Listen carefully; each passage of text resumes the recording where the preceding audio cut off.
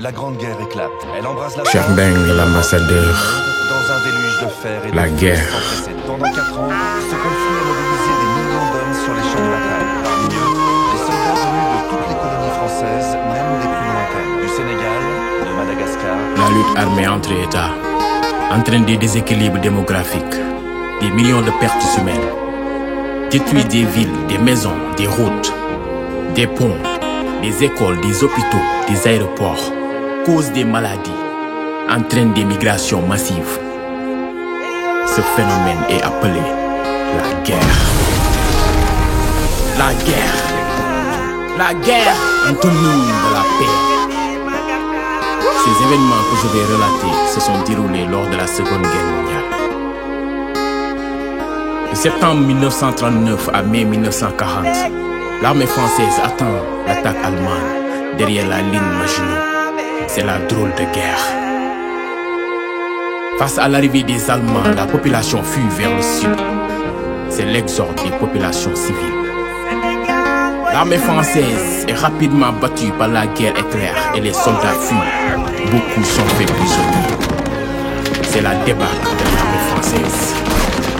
Le 17 juin 1940, la moitié du territoire français est conquis par les Allemands. C'est l'occupation allemande. Alors, pour faire libérer la France, il fallait des alliés importants aux Français.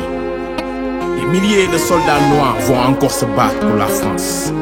Déjà en 14-18, lors de la Première Guerre mondiale, 200 000 Sénégalais de l'AEF se sont battus sous le drapeau de la France, dont plus de 135 000 en Europe. Environ 15% d'entre eux, soit 30 000 soldats, y ont trouvé leur mort et beaucoup sont revenus blessés.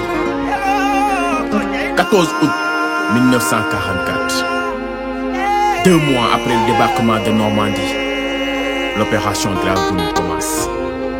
Des milliers de soldats noirs comme du charbon, robustes comme des éléphants et nombreux comme des fourmis débarquent sur les plages du Midi, aux côtés d'autres soldats maghrébins, métropolitains et alliés.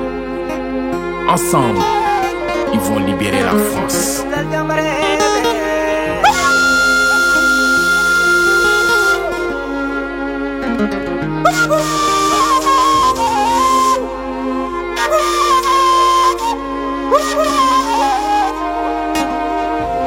Alors, hommage à ces héros, hommage aux victimes du massacre de Chasselet par l'armée allemande.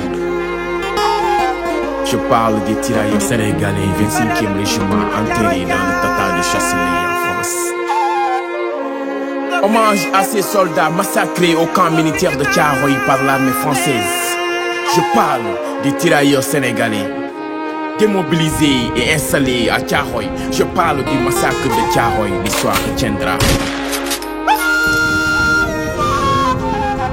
Le 1er décembre 1944 avait été commis le pire crime de guerre qu'ait jamais subi des soldats indigènes. Ils n'étaient pas esclaves ni coupables, juste des soldats qui avaient rempli leur devoir et réclamé leurs droits. Le massacre des tirailleurs sénégalais reste l'une des injustices les plus douloureuses de l'histoire. Recrutés pour aller faire des tirailleurs, ces braves hommes que l'on nomme tirailleurs revenaient des années en continent européen, d'où ils ont héroïquement défendu la France contre l'invasion allemande à la Seconde Guerre mondiale. Démobilisés et installés au camp militaire de Thiaroye, ils réclamaient leur paiement de leur solde légitime. Utilisés, manipulés et trahis, il a fallu qu'on les supprime. Alors que leur victoire les avait tous rendus fiers, après avoir tout donné dans cette guerre, ils ont été abandonnés dans la galère. En leur faisant croire que c'était pour éviter des vols pendant la traversée, le ministère de la guerre en France a fait édicter une circulaire précisant que ces soldes doivent être payés, un quart à l'embarquement et les 3 quarts restants à l'arrivée à Dakar. Ayant cru que cette déclaration était franche, alors ils ont quitté la France. Arrivés à Dakar le 21 novembre 1944, suite à une longue attente, ils n'ont vu l'ombre d'un franc.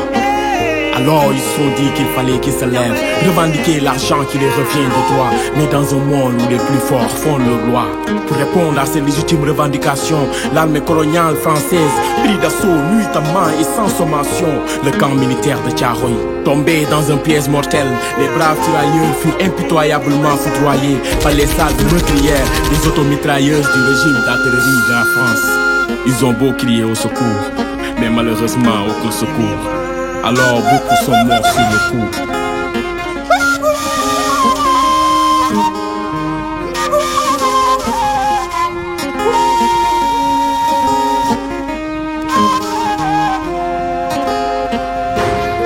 Il y avait 34 mutins rescapés dans cette théorie, mais ils n'auront pas plus de sens que se massacrer, puisqu'ils seront attraits devant la justice coloniale pour rébellion armée. Encore une fois de plus, au lieu de céder aux plaintes légitimes des tirailleurs, ils vont tout simplement leur faire un plus grand tort d'ailleurs. À la sortie du procès en révision le 5 mars 1945 à Dakar, ces soldats qui ont combattu pour la liberté des colons seront condamnés à des peines allant jusqu'à 10 ans d'emprisonnement, avec dégradation militaire, interdiction de territoire, amende pour rébellion armée, puisqu'il a été jugé que leurs revendications étaient illégitimes et en sus du refus d'obéissance et outrage à des supérieurs entre autres griefs. Dommage pour ces malheureux mutins. Cette injustice fut le choc de leur vie, alors qu'ils ont tout donné pour retourner auprès de leur famille. Ce sont eux qui étaient allés servir, qui se sont retournés pour leur prendre leur vie, alors que leur victoire méritait tous qu'on leur magnifie. S'ils étaient considérés comme de vrais soldats, il suffisait juste qu'on les prime et qu'on les gratifie. Mais c'est une punition qu'ils ont subie. Avec tout le cauchemar qu'ils ont vécu à la guerre, la violence des combats sur le terrain, la vie hostile dans les tranchées, le feu des automitrailleuses allemandes qui les perçaient et le froid qui les paralysait. Même si l'histoire continue à être racontée, toute la vérité reste dans le noir. Alors hommage à tous ces valeureux guerriers. Quel que soit leur pays d'origine, de Dakar à Cotonou, d'Abidjan à Tombouctou, à tous ces malheureux soldats victimes de cette injustice. Alors, comme le cœur pardonne, mais la mémoire emprisonne, le massacre de Thiaroye est commémoré.